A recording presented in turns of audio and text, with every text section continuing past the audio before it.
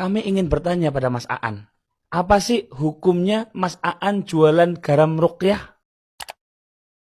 Ataupun hukum jualan minyak bidara yang sudah dibacai ayat-ayat suci Al-Quran? Kalau ada ya orang yang sudah healing untuk atasi pusing tapi masih mumet dan pening. Kalau ada sih cukup pakai ini aja, Sidarcare aromaterapi bidara yang cepat hilangkan pusing dan pening tanpa harus healing. Sidarcare aromaterapi bidara yang telah melalui proses bacaan ayat-ayat ruqyah yang cepat atasi masalah untuk gangguan pernafasan dan juga kecemasan berlebih dan juga atasi pusing dan pening tanpa harus healing. Jadi nggak perlu ribet lagi healing untuk atasi pusing, cukup beli Sidarcare di keranjang kuning. Ada tidak dalil Nabi dan para sahabat melakukan praktek semacam ini?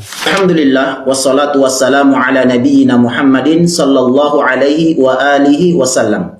Terlepas dari konten yang Anda buat ini, apakah memang sedang menyindir kelompok yang si paling kembali kepada Al-Quran dan Sunnah Nabi Sallallahu Alaihi Wasallam, atau dari kelompok dan kawan-kawan Anda sering katakan sebagai Wahabi Salafi? Namun oke lah, justru setelah dari diskusi atau perdebatan kemarin, Alhamdulillah ada sisi perubahan sedikit dari Anda, yaitu ketika dihadapkan dengan persoalan agama. Sekarang Alhamdulillah Anda sadar dan minta mana dalilnya.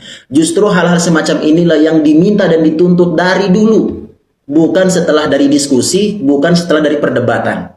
Sehingga dengannya para ulama mereka mengatakan pokok dakwah salaf adalah harus sesuai dengan Al-Quran, hadis Nabi Shallallahu Alaihi Wasallam, dan harus dibangun atau ditopang di atas pemahaman dari generasi salaf. Para ulama mereka mengatakan usul ad-da'wah as-salafiyah qa'imatun ala salasi da'aim. Al-Quran Al-Karim, as-sunnah as-sahihah, wa fahmuha ala manhajis salafis salih minas sahaba wa tabi'in wa atba'ihim bi ihsan. Usul dakwah salafiyah dibangun di atas tiga pondasi utama. Al-Quran Al-Karim, sunnah Nabi SAW yang sahih, dan di atas pemahaman dari generasi salaf, sahabat, tabi'in, atba'ut tabi'in, atau orang-orang yang mengikuti mereka dengan baik.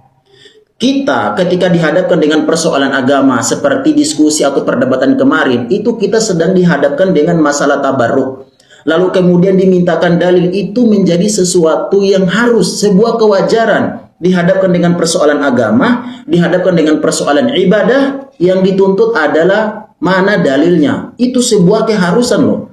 Nah, sehingga dengannya para ulama mereka memandang dengan pandangan yang sama ketika menafsiri firman Allah Subhanahu wa taala, fa in tanaza'tum fi syai'in farudduhu ilallahi war rasul. Di sini akan kami bawakan penjelasan dari tiga ulama. Yang pertama dari Al-Imam Ibnu Katsir, beliau sebutkan di dalam tafsir beliau ketika menyebutkan firman Allah Subhanahu wa taala fa in tanaza'tum fi syai'in farudduhu ilallahi war rasul, beliau berkata qala Mujahid wa ghairu wahidin minas salaf